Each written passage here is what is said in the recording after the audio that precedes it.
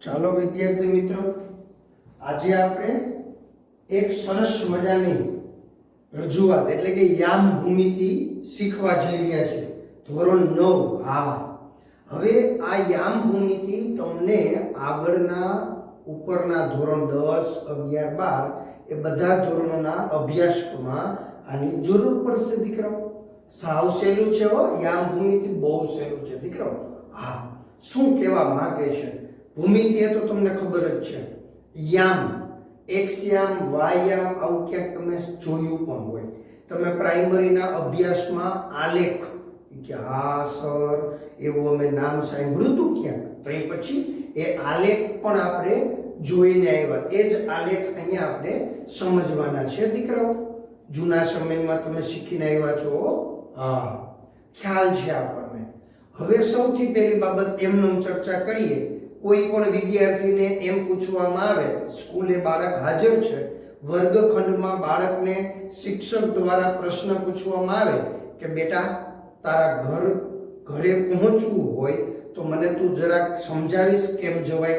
તારા ઘરે પહોંચવું હોય તો બાળક આવી રીતે જવાબ આપે કે તમે અહીંથી આમ જાઓ, પછી થોડુંક હાલી અને પછી આમ વળી જાજો, આમ વળી જાજો, પછી વળી થોડુંક હાલી આમ વળી જાજો, પછી વળી આમ થોડુંક હાલજો, અને થોડુંક હાલશો ને એટલે અમારું ઘર આવી જશે. આવી રીતે કોઈ બાળક રજૂઆત કરે તો આપણે એ વિદ્યાર્થીના ઘરે પહોંચી શકીએ? કે ના સર, એમાં તો નિશ્ચિત ન થાય. કે આમ થોડાક જાજો, પછી થોડુંક હાલીને આમ પાછા આમ કેવી એક્શન કરે કે આમ વળી જાજો. કે લે, અમુક ગામડા બાજુ જાય ને દીકરાઓ તો આપણે પૂછીએ ને કે આ ગામ જાવ, એ કે થોડાક આમ દઈને પછી આમ મૈડાઈ જાજો એવા શબ્દ બોલે. એ તો દરેક ગામ યાર, ગુજરાત અને એમાંય આપણો ભારત દેશ વિવિધતાથી ભરપૂર દેશ છે દીકરાઓ, એટલે આવું તો રહેવાનું જ છે. બાર ગાવે બોલી બદલે એવો એક આપણું ગુજરાતીમાં કહેવત છે. રેડી? એટલે ફરી પાછી આપણે ચર્ચા કરીએ કે આમ જઈને પછી આમ જાજો, વળી પાછા આમ જાજો, થોડુંક હાલીને આમ વળી જાજો, તો આપણને એનું ઘર નિશ્ચિત રીતે મળે નહીં. પરંતુ એ બાળક આપણને સ્પષ્ટતા કરે કે અહીંથી તમે આ દિશામાં જાઓ એટલે પહેલો ચોક, બીજો ચોક અને ત્રીજો ચોક આવે. એ ત્રીજા ચોકેથી તમારે જમણી બાજુ વળી જવાનું છે. ત્રીજા ચોકેથી તમે જમણી બાજુ વળશો એટલે પહેલો ચોક, બીજો ચોક અને ત્રીજો ચોક આવે, ત્યાંથી તમે ડાબી બાજુ વળી જાજો. તો આપણને એટલું તો પરફેક્ટ થઈ ગયું કે આ દિશામાં આપણે પહેલો, બીજો અને ત્રીજો ચોક આવે ત્યાં સુધી આ દિશામાં ગતિ કરવાની છે, જવાનું છે. પછી ત્યાંથી તો કે રાઈટ ટર્ન, જમણી બાજુ વળવાનું છે. આવું આપણને ક્યારે? તો કે એને સ્પષ્ટ રીતે ઉલ્લેખ કરીને કહ્યું હોય તો. એ જ બાબત આપણે હવે સમજવાની છે દીકરાઓ. તમે તો લેટેસ્ટ ટેકનોલોજીના જમાનામાં જીવો છો, એટલે તમને તો મોબાઈલની અંદર બધી બાબતની ખ્યાલ છે. લોકેશન તમે શેર કરો છો, આ લોકેશન ઉપર તમે પહોંચો છો. એ લોકેશન શું છે? એ આ જ છે દીકરાઓ. પણ ત્યાં અક્ષાંશ અને રેખાંશ હોય. પૃથ્વીનો જે ગોળો છે એના માટે અક્ષાંશ અને રેખાંશ એ નક્કી કર્યું હોય. આપણે અહીંયા ભણવાનું છે આ બોર્ડ એટલે કે સમતલ. હા, જૂના સમયમાં તમને શીખવાડી દીધું છે દીકરાઓ. આગળના લેક્ચરમાં તમને સમજાવ્યું હતું. હા, બિંદુ, રેખા, સમતલ અને અવકાશ. કે હા સર, આવું અમારી પાસે નામ આવ્યું હતું. પછી ઓલા બિંદુનું જ ખબર તમને? હા, કે સર તમે કંઈક કહેતા હતા. મેં તો શું કંઈક કહેતા હતા? એ કે બિંદુ એ ટપકું છે, પણ ટપકું એ બિંદુ નથી. એવું કહેતા હતા સાહેબ? કે હા સાહેબ, તમે એવું કહેતા હતા બિંદુ એ ટપકું છે, પણ ટપકું એ બિંદુ નથી. સમજાયું હતું. ટપકું એ બિંદુનું મૂર્ત સ્વરૂપ છે. મૂર્ત એટલે મૂર્તિ, મૂર્તિ એટલે છબી, છબી એટલે તસવીર, તસવીર એટલે ફોટો. હા, એ કે સાહેબ આવું બધું અમને જૂના સમયના લેક્ચરમાં યાદ આવી ગયું. અત્યારે ખાલી તમને રિવિઝન કરાવ્યું. પછી આવ્યું રેખા. હા, આ ટપકું બિંદુ, એને એક પણ પરિમાણ નથી. પછી શું આવ્યું? તો કે આવા ઘણા બધા ટપકા એટલે કે બિંદુ સાથે મળે અનંત સુધી જાય. આવી રીતે આમ અનંત સુધી એટલે રેખા મળે. કે હા સર, અને એક પરિમાણ છે લંબાઈ. યાદ આવે છે? હા, એને લંબાઈ એવું એક પરિમાણ છે. પછી શું આવ્યું? સમતલ. એને લંબાઈ અને પહોળાઈ. આ આપણી પાસે બોર્ડ છે આવો, આ સમતલ કહેવાય. એને આ જે છે એને લંબાઈ કહેવાય, આ છે એને પહોળાઈ કહેવાય. લંબાઈ અને પહોળાઈ, હા યાદ આવે છે, એને કહેવાય સમતલ. આવા સમતલો અસંખ્ય છે. સમતલની અંદર અસંખ્ય બિંદુઓ આવેલા છે. અસંખ્ય બિંદુઓ છે, આવા અસંખ્ય બિંદુઓ આવેલા છે. ચાલો રેડી. હવે પાછી વાત કરીએ, અહીંયા આવતા પાછા. આ જે સંખ્યા છે ને દીકરા, ટૂંકમાં આ રેખા ઉપર અસંખ્ય બિંદુઓ છે. કે હા, હવે મેં તમને આગળના લેક્ચરમાં સંખ્યા રેખા સમજાવેલું છે. સંખ્યા રેખા ઈ કે હા સર આવું તમે સમજાવ્યું હતું. ઈ કે સાચી વાત છે, યાદ આવે છે મારા બાળકો? ઈ કે હા, અહીંયા છે ને 0 હોય, પછી અહીંયા મને કે 1, પછી 2, 3, પછી આમ અનંત સુધી જાય હો. હા ઈ કે સર અમને ખ્યાલ છે. પછી અહીંયા -1, -2. રેડી? મને કે -3 લખો. અરે ભલા માણસ, બેલેન્સ કરવાની અહીંયા વાત ન હોય દીકરા, એવું થોડુંક હોય. આ બાજુ 3 લખ્યા તો આ બાજુ -3 સુધી ફરજિયાત એવું નથી. આ અનંત સુધી જાય છે, આમ અનંત સુધી જાય. બેલેન્સ કરવાની કઈ વાત નથી. હવે મારે જે તમને સમજાવવું છે ને એ હવે આવ્યા કે ભાઈ આ સંખ્યા રેખા છે, એમાં આ 0, પછી 1, 2, 3. તો આપણે આ રેખા ઉપર શું બોલતા હતા? કે રેખા ઉપર અસંખ્ય બિંદુઓ આવેલા છે. શું કીધું? અસંખ્ય બિંદુઓ. રેખા પર અસંખ્ય બિંદુઓ છે, અસંખ્ય.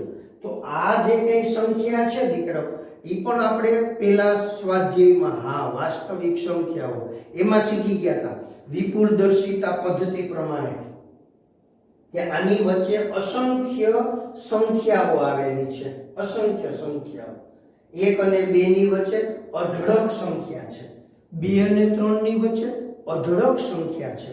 એમ 3 અને 4 ની વચ્ચે અઢળક સંખ્યા છે. એવું આગળના લેક્ચરમાં સમજાવેલું છે દીકરાઓ. તમે જાણો છો, પેલું બિલોરી કાચથી વિપુલદર્શિતા પદ્ધતિ પ્રમાણે આપણે બિંદુ લીધા હતા. તમને યાદ છે ને? વાસ્તવિક સંખ્યાઓ હોય એમાં શાંત દશાંશ સ્વરૂપ, અનંત આવૃત દશાંશ સ્વરૂપ, એ બેને ભેગા કરો એનું નામ સમય સંખ્યા. પછી અનંત અનાવૃત દશાંશ સ્વરૂપ એનું નામ અસમય સંખ્યા. બધું શીખવાડેલું છે. તો આની અંદર સમય સંખ્યા, અસમય સંખ્યા એટલે કે વાસ્તવિક સંખ્યા હોય. હવે આમાં અસંખ્ય અઢળક સંખ્યાઓ આવેલી છે અને એવી જ રીતે અસંખ્ય બિંદુ આવેલા છે.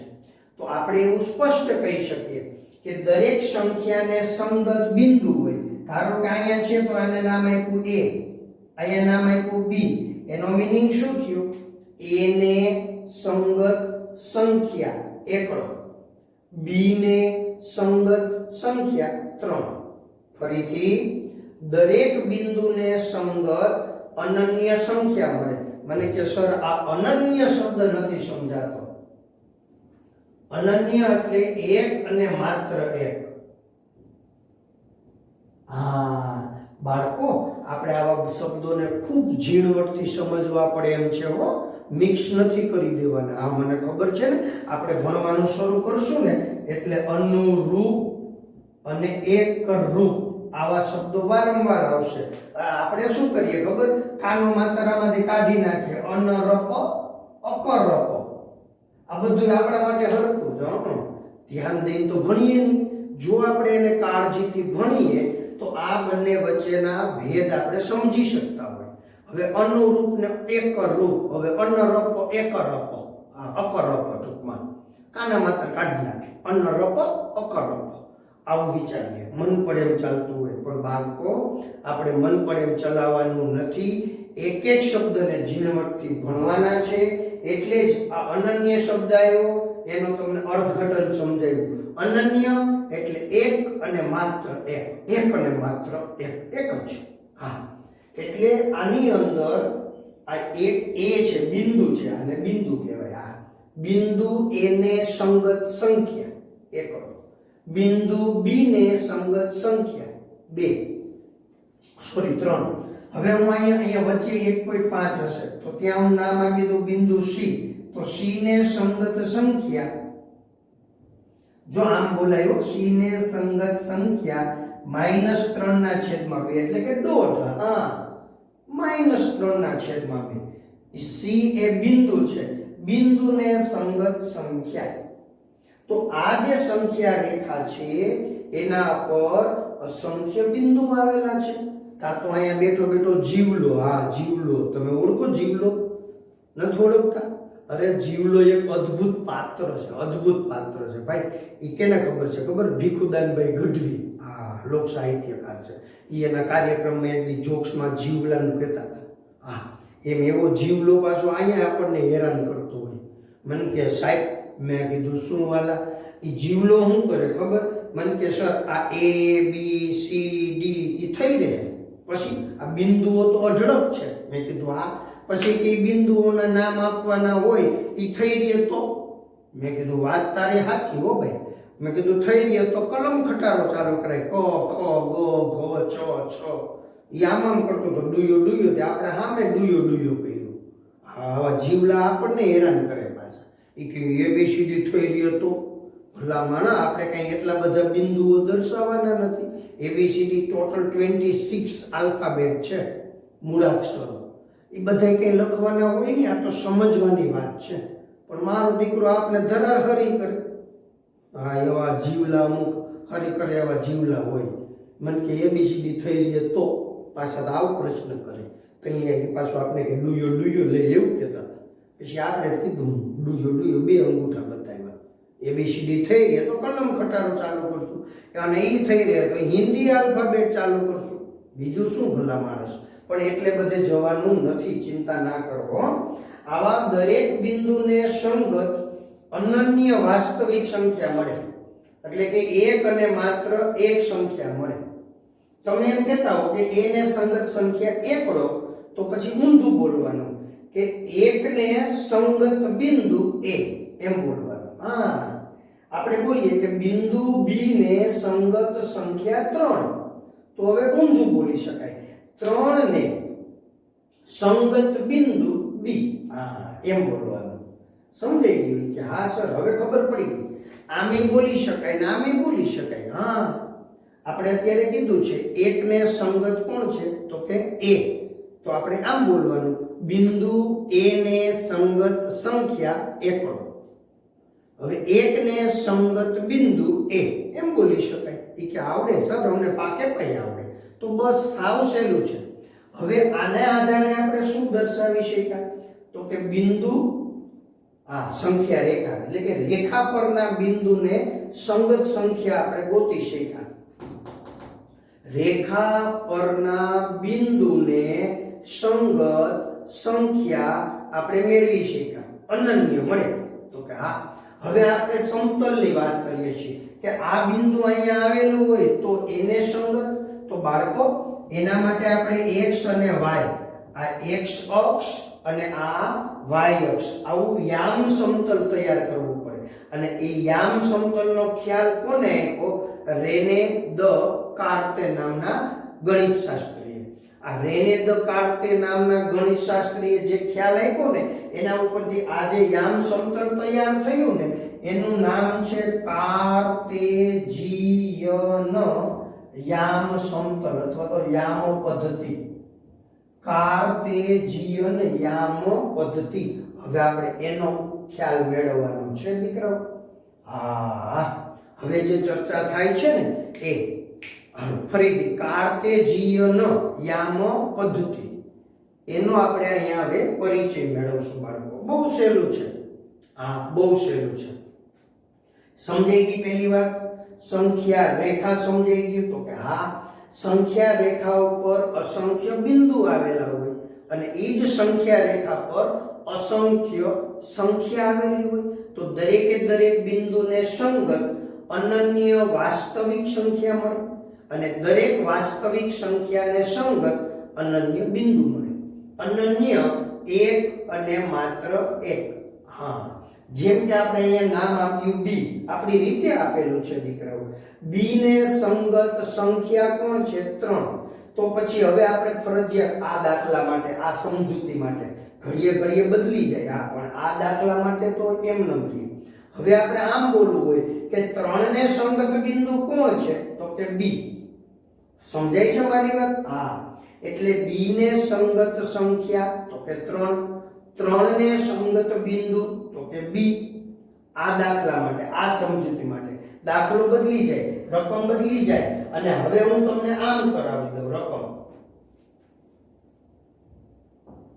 0 -1 -2 -3 અહીંયા a 1 2 3 4 5 એને બી. હવે આ દાખલા માટે બોલવું હોય તો શું બોલવાનું? તો ત્યાં એમ બોલવું પડે a ને સંગત સંખ્યા, બિંદુ a ને સંગત સંખ્યા કોણ છે? -3. બિંદુ b ને સંગત સંખ્યા કોણ છે? 5. હા, આમ બદલી જાય. રેડી હવે? હા.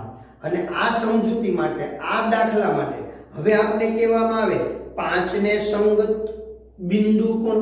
હા, 5 ને સંગત બિંદુ b, -3 ને સંગત બિંદુ a. ખ્યાલ આવે છે દીકરાઓ?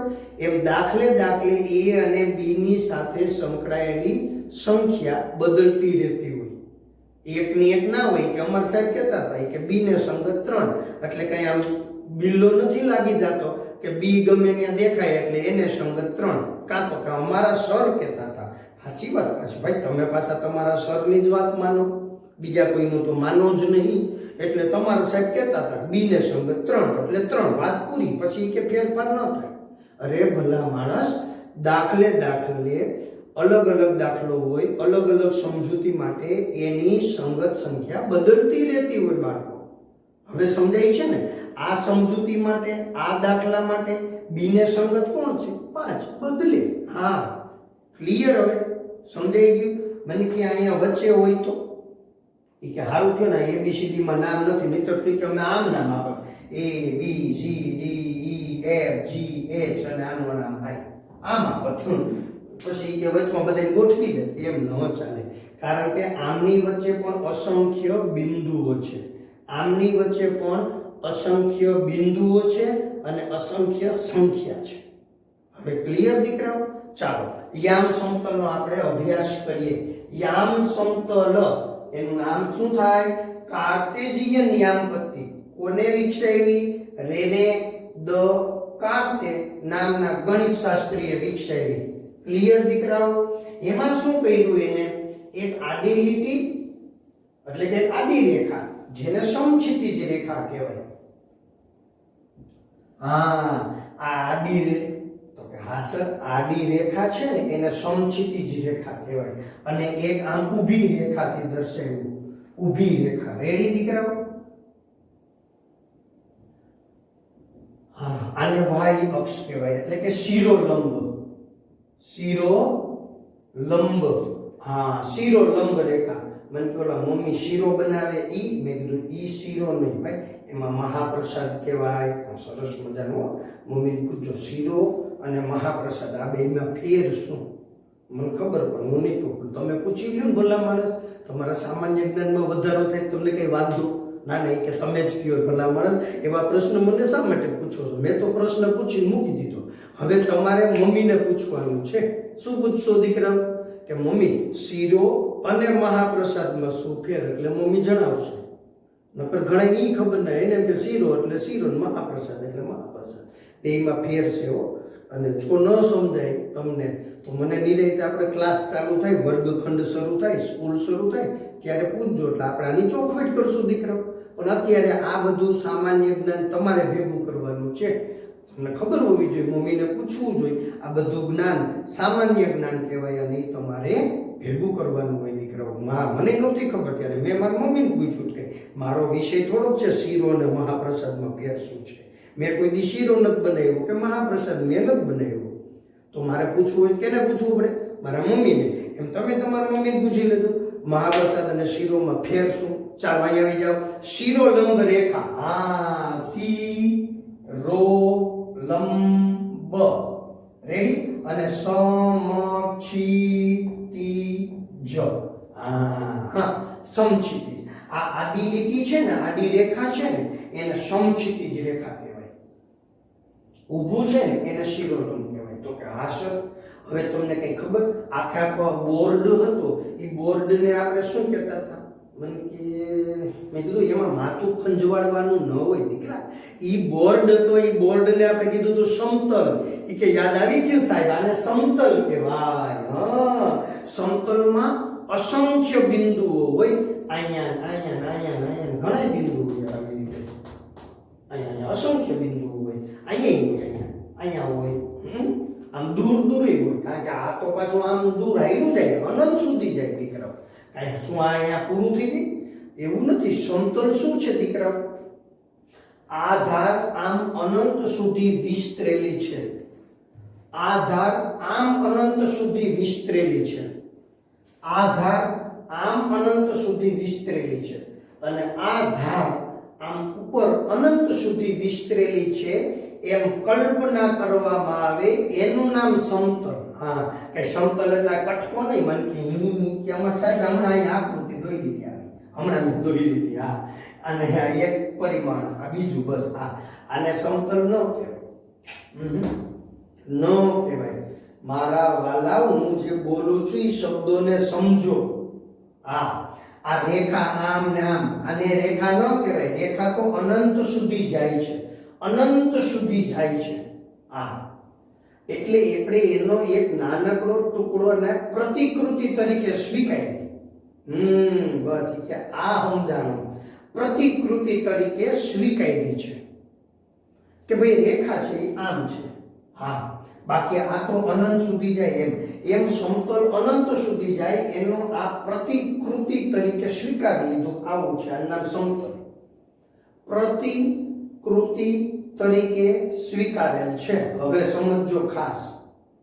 એમ આ જે બોર્ડ છે એ સમતલની પ્રતિકૃતિ તરીકે સ્વીકારેલો ભાગ છે, એટલે એક સમતલ છે. આને આપણે સમતલ જ બોલશું આગળ જતા ગમે ત્યારે. હા, પાઠ્ય પુસ્તક એના દરેકે દરેક પેજ સમતલ છે. એ આપણે પ્રતિકૃતિ તરીકે સ્વીકારેલું છે. આગળ જતા બધું ભણીશું. હવે આપણે અહીંયા આવીએ. આ સમક્ષિતિજ રેખા છે એને એક્સ અક્ષ કહેવાય. હા, એક્સ અક્ષ.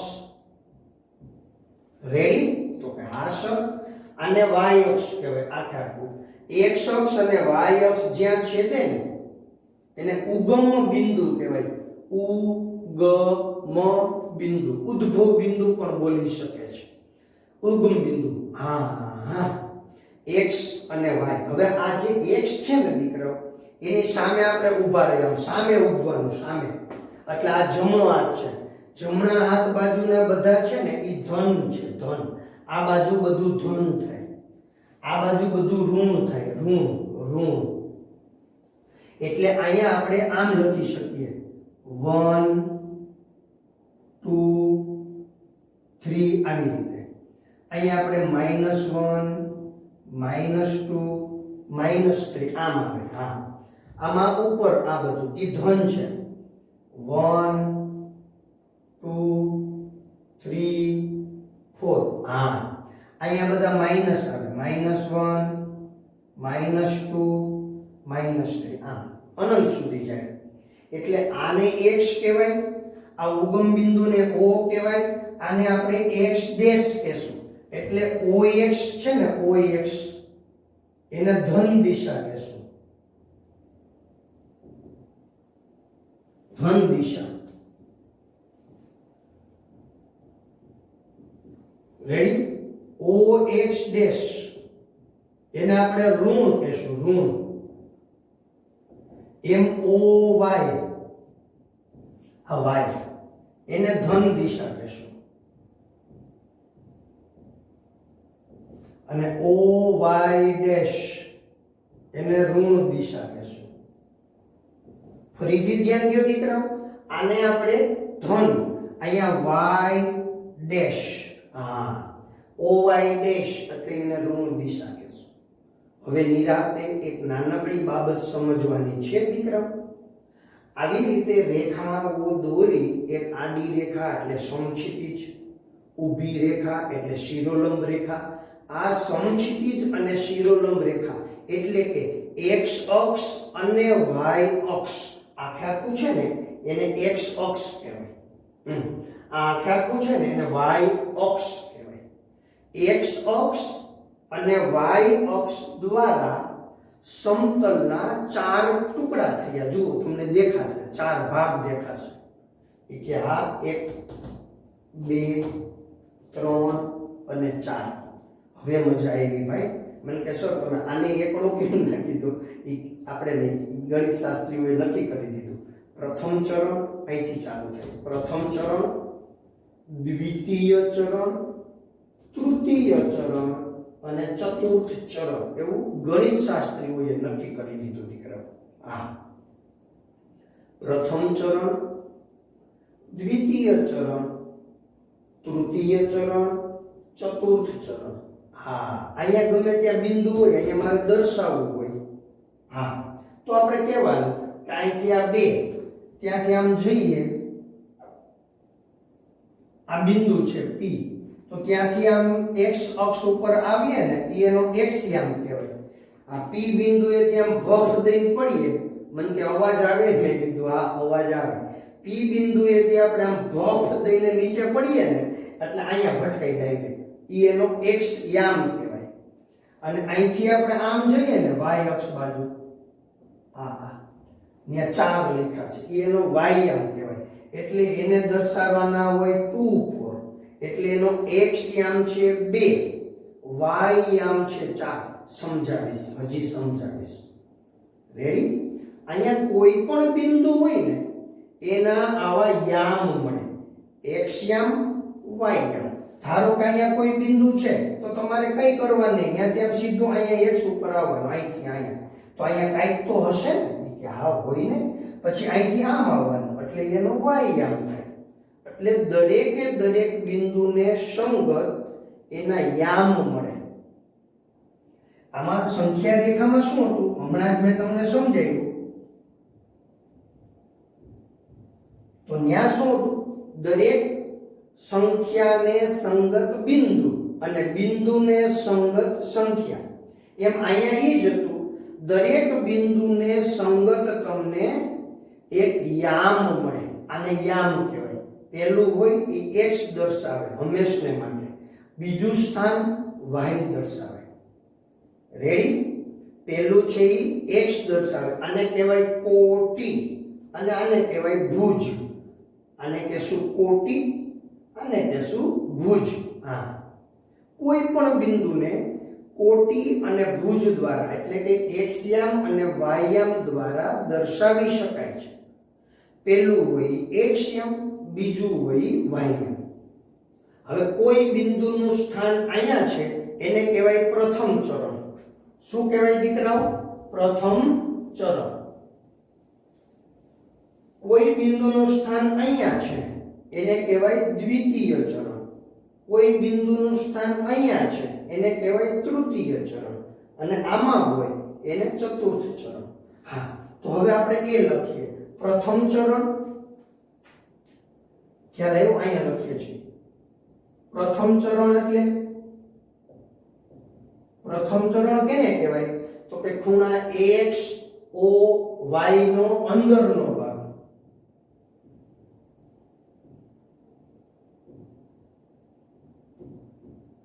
હા, ખૂણા x o y નો અંદરનો ભાગ એને કહેવાય પ્રથમ ચરણ. હવે દ્વિતીય ચરણ. તો દ્વિતીય ચરણ એટલે અહીંથી ઉપરે ખૂણા x ડેશ o y નો અંદરનો ભાગ. હા, હવે તૃતીય ચરણ.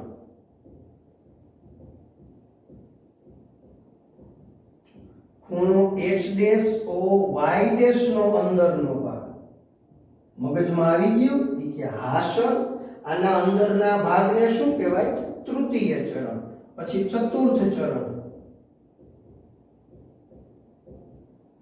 ખૂણો x o વાય ડેશ નો અંદરનો ભાગ, આને કહેવાય ચતુર્થ ચરણ. x o y ડેશ એટલે આના અંદરના ભાગને કહેવાય ચતુર્થ ચરણ.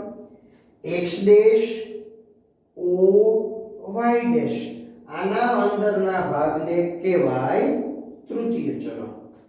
x ડેશ o y મને કે સર, મેં કીધું બોલ બોલ બાળક. એ કે sir x dash o y એમ બોલવું કે આમાં y o x ડેશ બોલવું? મેં કીધું બાળક હવે આપણે એમનો સમજીએ. આવી રીતે ખૂણો હોય ને દીકરાઓ a b c, તો ખૂણાને તમે abc પણ કહી શકો અને cab પણ cba પણ કહી શકો. ગમે એમ બોલી શકાય. cba કહી શકાય, abc કે cba એમ કહી શકાય. પણ આપણે એક નિશ્ચિત ધોરણ રાખ્યું છે. આપણે ગણિત શાસ્ત્રી હોય કે ભાઈ આવી રીતે બોલવું. x ને પહેલા બોલવું એટલે કે x dash o y, x dash o y dash એવું બોલે. બાકી આ ચાલે, સાચું છે, ખોટું નથી. y o x ડેશ નો અંદરનો ભાગ હાલે દોડે કોઈ ના પાડે. પણ લખાય સૌ લખતા હોય એમ, એટલે x ડેશ o y. હવે તમારો પ્રશ્ન પૂરો. કે હા સર આવું મનમાં મૂંઝવણ હતી, મેં સોલ્વ થઈ ગઈ? કે થઈ ગઈ. હવે આપણે આ જેને તમારે અત્યારે લખવાનું છે આ તમે રફ દોરી લેજો, આ લખી નાખજો, આ લખી નાખજો. હવે આપણે એ લખવાનું છે, આ સમજવાનું છે. હું જે કહું એ પ્રથમ ચરણની અંદર આ બાજુનો જે x છે, x ઈ કેવો છે? તો કે ધન. આ y છે ઈ કેવો છે? ધન. એટલે આ કિંમત અને આ કિંમત, ઈ બંને કિંમતો કેવી મળશે? ધન મળશે. એટલે પ્રથમ ચરણમાં જે બિંદુ હશે ને એનો xયામ એટલે કે કોટી, yયામ એટલે કે ભુજ. કોટી અને ભુજ બે ધન હશે. આ પ્રથમ ચરણમાં રહેલા બિંદુનો xયામ yયામ બંને ધન હશે. આ બીજું ચરણ છે, એમાં xયામ કેવો છે? ઋણ. yયામ કેવો છે? આ કોણ છે? તો કે ધન. એટલે xયામ ઋણ છે, yયામ ધન છે. તો આ પહેલું હોય x જ હોય, એ નિયમ છે ભાઈ. પહેલું સ્થાન x નું હોય, હા. બીજું સ્થાન y હોય. પહેલું સ્થાન x જ હોય હંમેશા, બીજું સ્થાન y હોય. એટલે પહેલું સ્થાન x, અહીંયા આ બાજુ આ x ઈ કેવો છે? તો કે ઋણ છે, એટલે માઈનસ. આ બાજુ y છે, ઈ કેવો છે? ધન. બીજા ચરણમાં માઈનસ પ્લસ, એટલે કે એનો x યામ માઈનસ હોય, y યામ ધન હોય. હા. હવે ત્રીજું ચરણ, એમાં બે ઋણ. x ને હંમેશા પહેલા જ લખાય. એટલે આ કેવા છે? માઈનસ છે. હા. આ માઈનસ એટલે આ ત્રીજા ચરણમાં જે છે ને એમાં બંને માઈનસ છે. હા. ચોથું ચરણ, x પહેલા. x કેવો છે? 1 2 3 એટલે ઈ ધન છે. અને આ -1 -2 ઈ ઋણ છે. Plus plus minus plus minus minus plus minus. આ આપણને આવડવું જોઈએ, આ સમજવાનું છે. ચાલો આટલું તમે રફ લખી નાખો. રેનેદ કાર્તે અને કહેવાય યામ સમતલ. આ જે છે કાર્ટેશિયન યામ પદ્ધતિ. હવે સીધું આપણે સ્વાધ્યાય ભણશું. એટલે આટલું સ્ક્રીનશોટ લઈ લો હો દીકરાઓ તમે. સરસ મજાની વાત. ચાલો બાળકો, નીચેના પ્રશ્નના જવાબ એકદમ સહેલું. યામ સમતલમાં કોઈ પણ બિંદુ દર્શાવવા ઉપયોગમાં લેવાતી સમક્ષિતિજ, એટલે આને સમક્ષિતિજ કહેવાય. એનું નામ શું છે? સમક્ષિતિજનું નામ x અક્ષ. હા. શિરોલંબ રેખા એ પણ સમજાવેલું બાળકો. હા, એને y અક્ષ કહેવાય. આવડી ગયું? તો કે હા સર. પછી બે રેખાઓ છેદવાથી બનતા સમતલના દરેક ભાગનું નામ શું છે? એનું નામ છે ચરણ. પ્રથમ ચરણ અથવા એને પાદ પણ કહેવાય. હા, પ્રથમ ચરણ. રેડી? પ્રથમ ચરણ, દ્વિતીય ચરણ, તૃતીય ચરણ અને ચતુર્થ ચરણ. જ્યાં બે રેખા છેદે એને શું કહેવાય? ઉગમ બિંદુ. આવડી ગયું. હવે આપણે ચર્ચા કરતા હતા, પાછું આ પૂરો થઈ ગયો પ્રશ્ન. આપણે ચર્ચા કરતા હતા x o y ના અંદરના ભાગને કહેવાય x ડેશ o y નો અંદરનો ભાગ દ્વિતીય ચરણ, x dash o y dash તૃતીય ચરણ, x o y ડેશ ચતુર્થ ચરણ. મને કે સર અહીંયા આવેલા હોય ઈ બિંદુ, હા એ ખૂણાના અંદરના ભાગના બિંદુ નથી, એને કહેવાય અક્ષ પરનું બિંદુ, યામાક્ષો પરનું બિંદુ. યામાક્ષ, યામ અક્ષ એટલે એક્સ અક્ષ ને યામાક્ષ કહેવાય. બીજું કઈ એનું નામ બદલી નથી જતું. ક્યાંક તમને યામાક્ષ એવું ક્યાંક આવે તો એ ચિંતા નથી કરવાની. હાલ આ બિંદુ હોય ને દીકરો, એક્સ અક્ષ પર બિંદુ હોય ને એનો વાય યામ 0 હોય. એક્સ અક્ષ પર રહેલા બિંદુનો વાય યામ 0 હોય. તો એ બિંદુને કેમ દર્શાવાય? એક્સ અક્ષ પર હોય ને એને a0 વડે દર્શાવાય. a0 એટલે ખાલી સમજાવવા લખ્યું છે. ટૂંકમાં અહીંયા ગમે તે વાસ્તવિક સંખ્યા આ 0 વાય અક્ષ પર આવેલું હોય ને એને 0b વડે દર્શાવે. એટલે વાય અક્ષ પર રહેલા બિંદુનો x યામ 0 થાય. જેવું તમને પૂછવામાં આવે આ 2 3 કયા ચરણમાં હોય તો એ પ્રથમ ચરણમાં છે. કારણ કે આ ધન, આ પણ ધન, આમાં બંને હોય બે ધન, આમાં માઇનસ પ્લસ, માઇનસ માઇનસ અને પ્લસ માઇનસ, આમ છે પ્લસ માઇનસ. આ ધન છે બે, એટલે પ્રથમ ચરણમાં આવેલ છે એવું આપણને ખબર હોવી જોઈએ. એમ તમને પૂછવામાં આવે 2 0 તો તરત જ તમારા મગજમાં ઝબકારો થવો જોઈએ કે આ કોઈ ચરણમાં નથી, અક્ષ પર છે. y યામ 0 છે, x યામ 2 છે, એટલે આના ઉપર આવેલો છે, x અક્ષ પર આવેલો છે, એ ખબર હોવી જોઈએ. ચાલો હજી આપણે ઘણા દાખલાના ગણશું ને એટલે આવડી જશે હો. ચાલો ક્લિયર. આ સ્ક્રીનશોટ લઈ લો, ટૂંકમાં લખી નાખો નોટબુકમાં.